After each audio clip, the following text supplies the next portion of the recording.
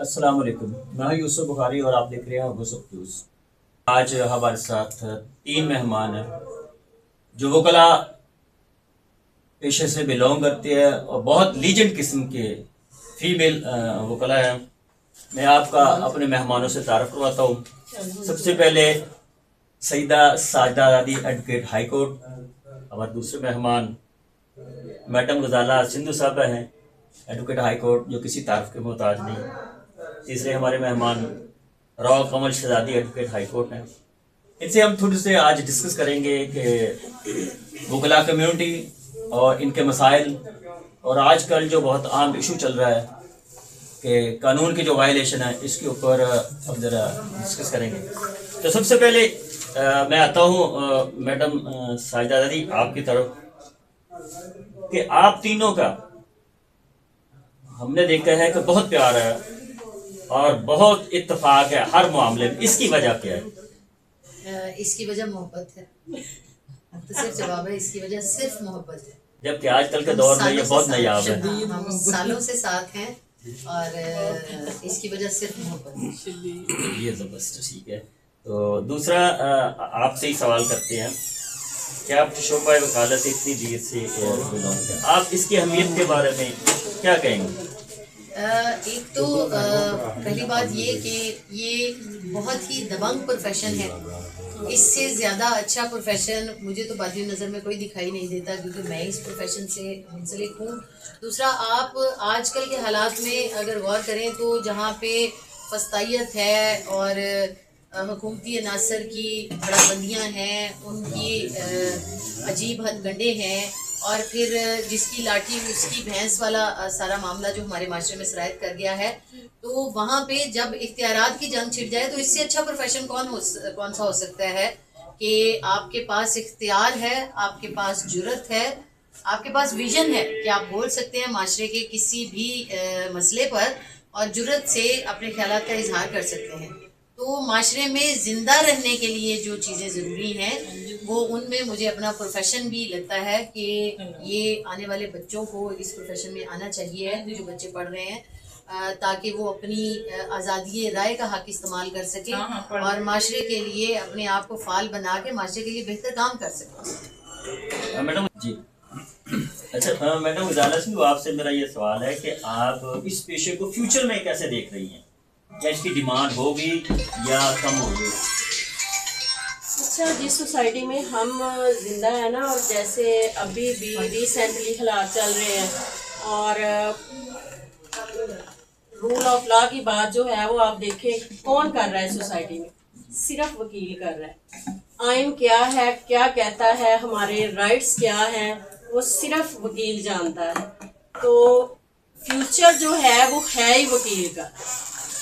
ऐसे समझ ले जैसे जिंदा रहने के लिए हवा, पानी और ऑक्सीजन की ज़रूरत है, सोसाइटी में सरवाइव करने के लिए मैं कहती हूँ ये प्रोफेशन इतना ही ज़रूरी है। मैं रिकमेंड करती हूँ, बीइंग अ मदर भी, बीइंग अ लॉयर भी, कि बेशक आप प्रैक्टिस ना करें, लेकिन अपने हकूक़ की अवेयरनेस के लिए जो लॉ है वो उतना ही ज़रूरी है। और ये वो प्रोफेशन नहीं है कि वक़्त के साथ इसकी जो है वो कदरों कीमत कम हो जानी। ये हमेशा से प्रोफेशन ऑफ लॉर्ड्स है और हमेशा प्रोफेशन ऑफ लॉर्ड्स ही रहेगा। मदर ऑफ सब प्रोफेशन की मदर जो है वो लॉ है, लॉयर्स हैं और हमेशा से हैं और इंशाल्लाह रहेंगे। आपने समझे कि जिस तरह गूगल पे और बहुत सारी जो है ना फैसिलिटीज मिल रही हैं और उससे जो है ना आम आदमी को हर तरह की अवेयरनेस मिल रही है और हमारा उसमें किरदार कुछ कम हो रहा है? नहीं, मेरा ख्याल है कि जो गूगल आया है या जितनी दूसरी आप ऐप्स की बात कर रहे हैं, आप घर बैठे अपना केस प्लीड कर लेंगे, लेकिन उसके लिए फिर भी आपको एक लॉयर की ज़रूरत है जज के आगे उसको प्रोसीड करने के लिए। तो ये आप ये थोड़ा कि आपने कोई ऐसे लिख के लाना है। जो इसमें टेक्निकलिटीज़ हैं वो या तो जज जानता है या हम जानते हैं। तो इसके लिए ये जो बात है कि गूगल हमारे लिए तो हेल्पफुल हो सकता है, आपके लिए कितना हो सकता है ये आप लोग, आप बीइंग अ साहिल बेहतर जानते हैं। लेकिन साहिल सियाना बहुत हो गया, वो सारा कुछ वैसे ही देख के पता करके आता है तो ये अवेयरनेस एक अच्छी चीज है, लेकिन वो इस हद तक के हमारी कोई इसमें करेगा, मेरा नहीं ख्याल कि कभी भी। प्रोफेशनल जो डिग्रीज होती हैं उनकी जो होती है अहमियत वो अपनी जगह आपका हमेशा मतलब है कि फिर भी एक लायर की जरूरत होगी ऑलवेज कहीं ना कहीं ऑलवेज, कहीं ना कहीं नहीं, हमेशा हर जगह हर जगह। हर जगह। अच्छा मैडम कमल सदी, आपसे मैं एक सवाल करना चाहूँगा कि हमारे जो सिविल और क्रिमिनल केसेस हैं वो बहुत लेंथी हो जाते हैं, सालों महीनों पे चले जाते हैं, इसकी क्या वजह है, क्या बताएंगे? खामी कहाँ पे है? इससे जिसकी रीजन कोई ऐसे नहीं है कि जैसे कोई फिक्स हो, कोई लॉ में कोई खामी है या कोई प्रोसीजर में कोई खामी है। खामी हमारा सिस्टम है। सिस्टम ऐसे है कि समटाइम्स साइंस भी जो है चाहते हैं कि हमारी लिटिगेशन जो है वो प्रोलॉन्ग हो।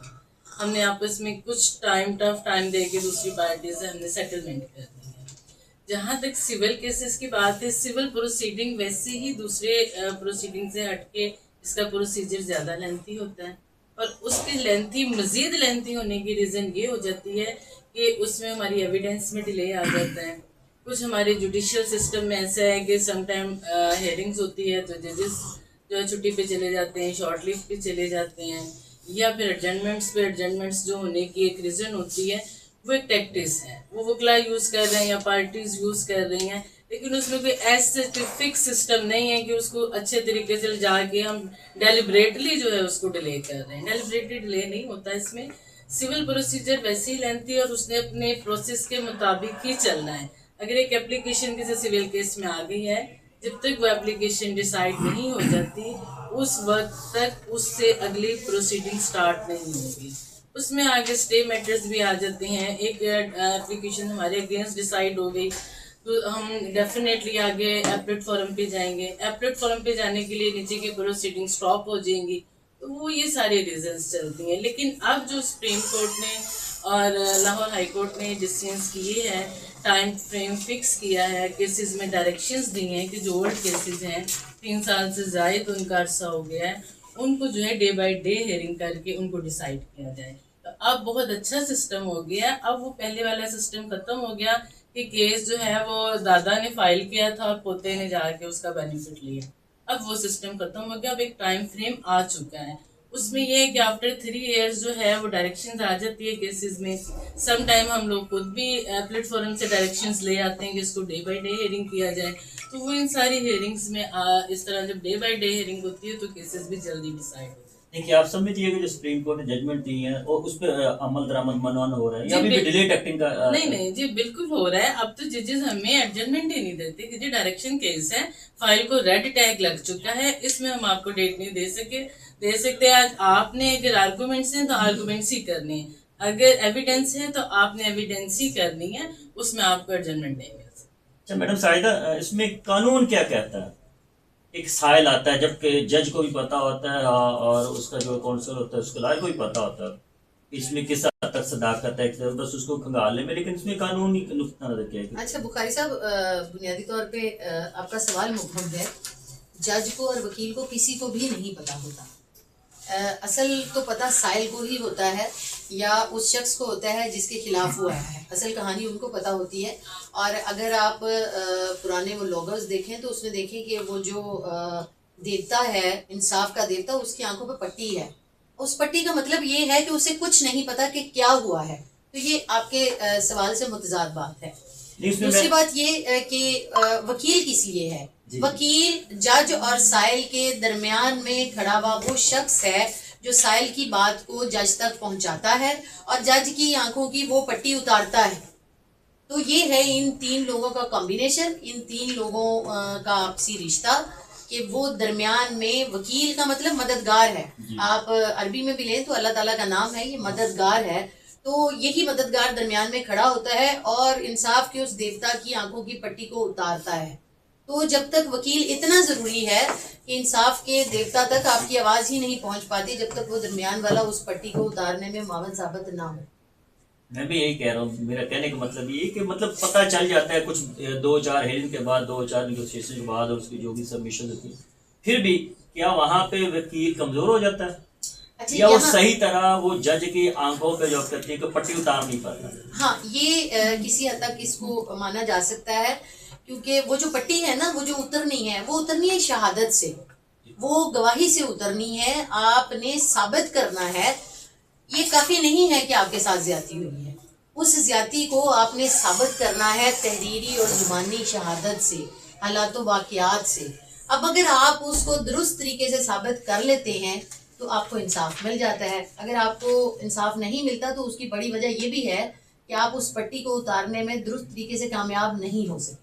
लेकिन यहाँ पे एक और टेक्निकल इशू ये है कि कभी कभार आप भी हक पे होते हैं, आपका जो दरमियान में मददगार है, जो वकील है, उसने भी अपनी प्रॉपर एविडेंस दे के अपनी बात कन्वे करने की कोशिश की, लेकिन फैसला क्यों खिलाफ आया?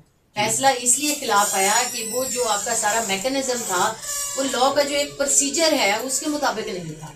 सपोज एफआईआर होती है, एक मर्डर हुआ, मर्डर का होना भी तय है, हुआ था, उसके गवाह भी मौजूद हैं कि मर्डर हुआ है, कातिल का भी पता है कि वो कातिल है, लेकिन आपके गवाह जो हैं वो उस तरह से कानून के मैकेनिज्म के मुताबिक साबित नहीं कर पाए कि ये कत्ल हुआ था। अब सबको भी पता हो तो भी वो मैकेनिज्म इतना स्ट्रांग है कि आप उसको मुकम्मल तौर पे टच नहीं कर पाए तो वो कत्ल साबित नहीं हुआ। तो जरूरी चीजें जो हैं, वो सारा मैकेनिज्म, सारा प्रोसीजर, सारी चीजें मिल के एक असल फैसले तक पहुंचती।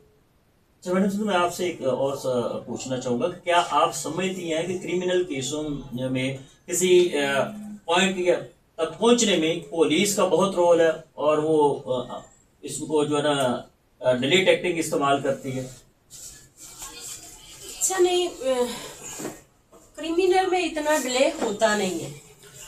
क्रिमिनल में जितना आप शायद आपके जहन में सिविल का हो, क्रिमिनल में अगर आप जमानतों की साइड पे आ जाते हैं तो उसके प्री अरेस्ट के बाद जो आप जाते हैं वो प्रोसीडिंग कंफर्म हो के बेल बंदे की, उसके बाद चलान लग जाता है, तो उसमें इतना टाइम नहीं लगता। ये आप सिविल वाली अगर साइड पे गए तो ये है। अदरवाइज वही जो मैडम ने पहले बात की, इसमें भी कोई इतना ज्यादा नहीं होता। आप कर रहे हैं क्रिमिनल साइड पे, आप गए हैं 2, 4, 10 दिन का आप डिले कर लेंगे, डेट ले लेंगे, वकील के नाम पे ले लेंगे, या आपका गवाह मौजूद नहीं है या उनका, ये बस ऐसा ही है। इतना डिले क्रिमिनल साइड पे नहीं है।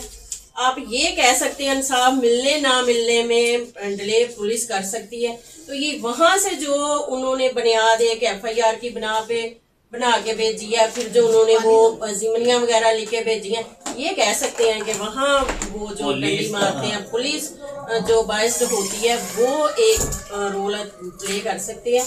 डिले करने में कोई रोल नहीं है। पाकिस्तान बनाने में भी वकील का किरदार था और इसको मजीद आगे बढ़ाने में वकला का किरदार है। मौजूदा सूरत हाल में जो सूरत हाल चल रही है रूल ऑफ लॉ में, वकला का क्या किरदार है? इसमें एक बात जो एडमिट करनी पड़ेगी कि जब भी जो फस्तायत होती है उसने अपना राज जमाना होता है तो वो डिवाइड एंड रूल की पॉलिसी पे अमल करती है। तो वकला में भी बिलाशुबा इसको एडमिट करना पड़ेगा कि डिवाइड एंड रूल की पॉलिसी पे अमल किया गया, मुख्तलिफ जमातों में उन्हें बांटा गया, मुख्तलिफ सियासी जमातों में, सियासी धड़ों में उन्हें तकसीम किया गया। ये पार्टीबाजी जो थी, इसका मकसद ये था कि एक लीग के हों, दूसरे दूसरी लीग के हों, ताकि आपस में झगड़ते रहें। लेकिन अल्टीमेट ये बात है कि बिलाशुबा ये मुल्क एक वकील ने बनाया था, बल्कि मैं उससे पीछे जाऊं तो एक मुल्क होना चाहिए जिसने सोचा था, वो भी वकील था। जिसको आप कहते हैं कि उसने ख्वाब देखा था, वो ख्वाब नहीं था, वो नजरिया था उसका, और वो भी वकील था। फिर जो डटा रहा एक अलग मुल्क के लिए, आप देखिए उसने तलवार नहीं चलाई, उसने बंदूक नहीं उठाई, उसने नजरिया दिया, उसने सोच दी। तो अब भी जब से ये मुल्क बना है, वकला हमेशा सुपरमेसी ऑफ लॉ के लिए लड़ते रहे हैं और लड़ते रहेंगे। अब खास बात ये है कि बेशक डिवाइड एंड रूल की पॉलिसी पे अमल हो रहा है, लेकिन जनाबे वाला वकला जब भी सुपरमेसी ऑफ लॉ की बात होगी हमेशा इकट्ठे हो जाएंगे, हमेशा इकट्ठे रहेंगे, हमेशा इकट्ठे लड़ेंगे, सामने कोई भी हो। अभी आप करंट सूरत हाल देख लें कि जब भी कहीं पे कानून के साथ छेड़छाड़ होती है और बड़े पैमाने पे होती है, तो हर शहर का वकील, हर जिले का वकील, बल्कि पूरे मुल्क के वकला जो हैं वो एक साथ खड़े होते हैं। आजकल भी आपको दिखाई देता है कि वो एक ही पेज पे हैं। तो आखिरी बात यही है कि हम सब एक हैं, हम यूनाइटेड थे, हम यूनाइटेड हैं, हम यूनाइटेड रहेंगे, हमारी लीग कोई भी हो। अच्छा मैडम, अभी रिसेंटली देखे कि अभी वो साहब का जो है बाहर के जंग बाहर के सदर उसको कत्ल कर देंगे और फिर हाड़ी कि वो क्रिमिनल और इस तरह के उनके ऊपर बेशुमार एलिगेशन लगा के उनको जो है ना बेदर्दी से कत्ल कर देंगे। मावरा आइन, जब कानून के रखवालों और कानून वालों के साथ मावरा आइन इस तरह का हो रहा है मामला, आम आदमी के साथ तो बहुत कुछ होगा। आप इसके ऊपर क्या कहेंगे? ये हुकूमत क्या करना चाह रही है? या ये जो मौजू है ना, ये सैर हासिल गुफ्तगू का तकाजा करता है, क्योंकि ये इतना वसी मौजू है और इस पे बात करना इतना ज़रूरी है कि इसके लिए वक्त की बहुत सारी वुसअत चाहिए है। उसको मुख्तसर भी करूँ तो ये कि एक शायरा गुजरी है पाकिस्तान की, उनकी बहुत खूबसूरत नज़्म थी जिसका जो मफहूम ये था कि जंगलों के भी कानून होते हैं। उसका पूरा तर्जुमा अगर मैं मतलब नटशेल में बताऊं तो वो ये था कि जंगल में भी जब किसी घोंसले में से बच्चा गिरता है तो हाथी, शेर, बकरी सब एक जगह इकट्ठे हो जाते हैं और वो उस दिन गम मनाते हैं। कहने का मकसद ये था कि जंगल का भी कानून होता है, तो भाई इस मुल्क का कानून क्यों नहीं रहा? हम मान लेते हैं कि अदलिया ठीक काम नहीं कर रही, हम मान लेते हैं कि अदलिया के फैसलों में डिले हो रहा है, हम मान लेते हैं कि अदलिया के फैसलों पे हुकूमतें असरअंदाज हो रही हैं, हम मान लेते हैं कि प्रोसीजर में बहुत सारी गलतियां हैं, लेकिन भाई पेट के दर्द की दवाई पेट के दर्द की ही होनी चाहिए है। आप उस पे कोई और दवाई, किसी और जिस्म की तकलीफ की दवाई दे के उसको आराम नहीं दिला सकते। अदलिया खराब है तो अदलिया ठीक करेंगे, इसका कहीं पे ये नहीं लिखा। एक गलत का हल दूसरा गलत नहीं होता। मुझे दुनिया के किसी कानून में बता दें, दुनिया के किसी माशरे, पूरी दुनिया के किसी माशरे में बता दें कहीं पे लिखा हो कि भाई जिसका जी चाहे बंदा मार दे। अच्छा, आप ये जो एक्स्ट्रा जुडिशियल किलिंग है इसकी जो हिमायत करते हैं, बड़े पढ़े लिखे लोग भी कर रहे हैं कि कोई बात नहीं जी, स्पीडी रेमेडी मिल रही है, फटाफट इंसाफ हो रहा है। अच्छा, वो जो कर रहा है वो नबियों की जमात है, वो पैगंबरों का गिरोह है। कैसे तय होगा कि उसने सोच लिया और उसने उस बंदे को मार दिया? जब आप अदालत में लेके आते हैं तो कम से कम दिल को कहीं ना कहीं सुकून तो होता है कि भाई गवाह ने कहा था कि हाँ इसने मारा है, भाई पुलिस वाले की जिम्नी आई थी कि हाँ इसने मारा है, भाई पिस्टल इससे बरामद हुआ था कि हाँ इसने मारा है, भाई इर्द गिर्द की गवाहियां जो वाकयाती शहादत इकट्ठी हुई उससे साबित, हजार चीजें इकट्ठी होके साबित हुआ, तो वो जो परसेंटेज रह जाएगी वो 90-100 की रह जाएगी कि 90% तो दुरुस्त फैसले हुए, 10% कहीं गलती हो गई बतौर इंसान। लेकिन ये जो एक्स्ट्रा जुडिशियल किलिंग है, इसमें मुझे बताएं वो जो मार रहे हैं वो सबसे अच्छा प्रोफेशन है, वो जो सबसे राशि तबका है, वो जो 10 रुपए की रिश्वत लेके एक सिगरेट की डब्बी लेके बंदा मारने को तैयार हो जाते हैं, आपने उनको जो है वो हीरो बना दिया है, वो भी इसी सोसाइटी का हिस्सा है। क्या ऐसा हुआ है, कौन सा ऐसा मंत्र फूंक दिया गया है कि एक अदारा बना के उसको बिल्कुल ही आपने पाक अमीन सादक साबित कर दिया है? कौन सा ऐसा क्राइटेरिया है जिसपे वो जाके बंदा मारते हैं? कौन सी शहादत कलेक्ट करते हैं? अब आप देखें, ओनली विटनेस जो आती है वो जो उस पे FIR है, भाई FIR का मतलब फर्स्ट इंफॉर्मेशन रिपोर्ट है, इसको समझिए खुदारा। बल्कि ये मेरी आवाज अपनी आवाज से मिला के आवाम तक पहुंचाइए कि जो इकलौता सबूत बंदा मारने का वो देते हैं वो FIR है, जिसका मतलब इब्तदाई रिपोर्ट है, बस इत्तला है, ये कोई सबूत नहीं है मेरे खिलाफ कि आप आके घर में घुस के मुझे मार दें। इसी तरह उन्होंने हमारा एक वकील मार दिया और उस पर एक रिकॉर्ड शो कर दिया, ये रिकॉर्ड इब्तदाई रिपोर्ट है, इसने एविडेंस से साबित होना था कि वाकई वो मुलजम था। अच्छा, वो मुलजम से मुजरम तक का सफर अदालतों ने तय करवाना था।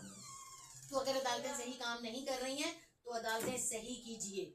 ये बंदे मारने वाली जो फोर्स है ये किसी तौर काबिल कबूल नहीं है, और बतौर वकील हम हमेशा सुपरमेसी ऑफ लॉ की बात करेंगे, वो जितना भी खराब हो जाए हम उसको दुरुस्त करने की कोशिश भी करेंगे, उस पर आवाज भी उठाएंगे।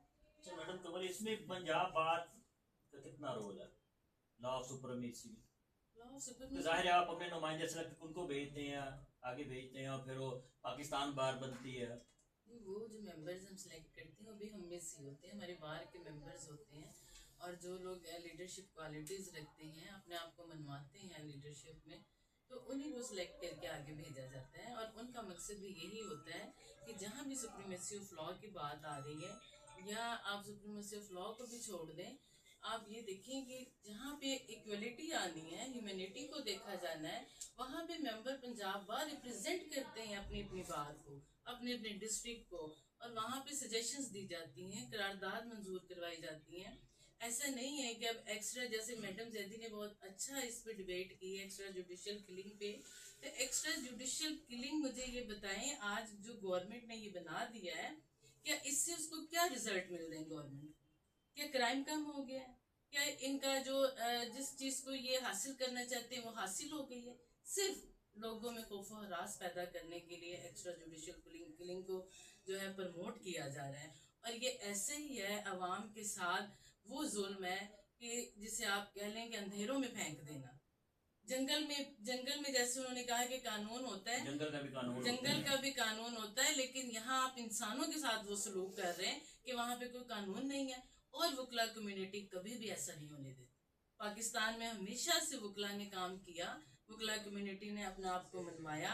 जहां भी जुडिशरी पे वार हुआ, वकला कम्युनिटी ने अपने ऊपर उस वार को लिया। अगर जुडिशरी सही काम नहीं कर रही तो आपने जुडिशरी को क्या बना के दिया है? आपने पार्लियामेंट से कौन सा ऐसा कानून पास करवाया है कि जुडिशरी उस पर अमल करे? एक हमारा बना बनाया आइन था, और वो आइन ऐसा आइन है जिसमें कोई ऐसा सुकम नहीं था। कुछ ऐसी चीजें जो वक्त के साथ जरूरत थी उनको तरमीम किया जा सकता था। आपने टोटल आइन का जो स्केच था उसको तबाह बर्बाद कर दिया। तो अब भी मैं ये कहूंगी आपकी तवज्जुह से कि वकला कम्युनिटी इस चीज को कभी ना बर्दाश्त करेगी, और ना ही जो आइन का हाल किया जा रहा है, आइन को खराब किया जा रहा है, आइन की असल शक्ल बिगाड़ दी जा रही है, तो वकला कम्युनिटी इसके लिए फाइट करेगी जहां तक भी करनी होगी। और ना ही वकला कम्युनिटी डिवाइड है, वो सुप्रीमेसी ऑफ लॉ के लिए, वो आइन की बहाली के लिए, आइन की दुरुस्तगी के लिए सीसा पलाई दीवार बन के पंजाब बार कौंसिल की सूरत में भी, डिस्ट्रिक्ट बार लेवल पे भी, तहसील लेवल पे भी, हर जगह पे वकला मौजूद है। और अपने मुल्क के लिए और अपने मुल्क के नौजवानों के लिए एक्स्ट्रा जुडिशियल किलिंग की भी मुखालफत करेंगे, और सुप्रीमेसी ऑफ लॉ को भी लेकर आएंगे। और इसके लिए हमें जिस हद तक भी जाना पड़ेगा, हमेशा वकला ने अपनी जानें दी हैं, हमेशा वकला ने अपनी जानों की कुर्बानी दी है, अपने सीनों पे गोलियां खाई हैं, अपने रोजी रिजक को कुर्बान किया है। हम स्ट्राइक्स पे आते हैं, आज हम स्ट्राइक से हमारे ऑफिस में काम नहीं है, इट मीन्स कि हम अपने रिस्क को दाव पे लगाया है। हम यहाँ पे बैठे हैं, हमें इस वक्त अपनी पॉकेट्स भरने की फिक्र नहीं है, हमें पता है कि अल्लाह सबका राज़िक है, लेकिन हम अपने मुल्क के लिए हर तरह की कुर्बानी देने के लिए तैयार हैं और रहेंगे, और इंशाल्लाह कर रहे हैं। मैडम उजमा सिंधु जाते जाते सॉरी गजाला सिंधु क्या कहना चाहेंगे आखिरी चंद मैं इसी पे एक्स्ट्रा जुडिशियल किलिंग जो की है, खास तौर पे मैं वही मैडम जैदी और राव कमल ने जो बात की है उसको मैं थोड़ा सा एलेबोरेट करना चाहूंगी। जिस महकमे को हमने फ्री हैंड दिया वो हमारी सोसाइटी का बदनाम तरीन प्रोफेशन था, पुलिसिए। ठीक है, वो तो एक 10 रुपए जो उनके हैं ना, वो भी हलाल की कमाई के नहीं होते। तो वो कैसे इतना बड़ा स्टेप इतना आपने ऑथोराइज कर दिया कि आप जाएं, घुस जाएं किसी के बिगाड़ और बंदे को मार दें। FIR बनाना, रिकॉर्ड बनाना कोई भी उनके लिए मुश्किल चीज थी।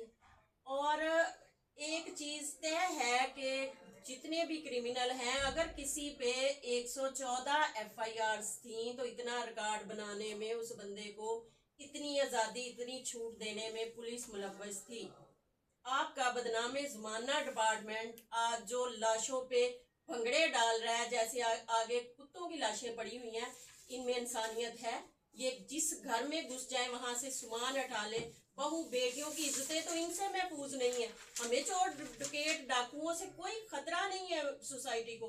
असल जो खतरा था वो इनसे था। आपने इन्हीं को ऑथोराइज कर दिया और बस बहुत हुआ, वकील के घर घुस गए हैं, उसको गोलियां मार दी हैं। आंख में गोली मारने का मतलब आप समझते हैं? ये काबिले कबूल नहीं है।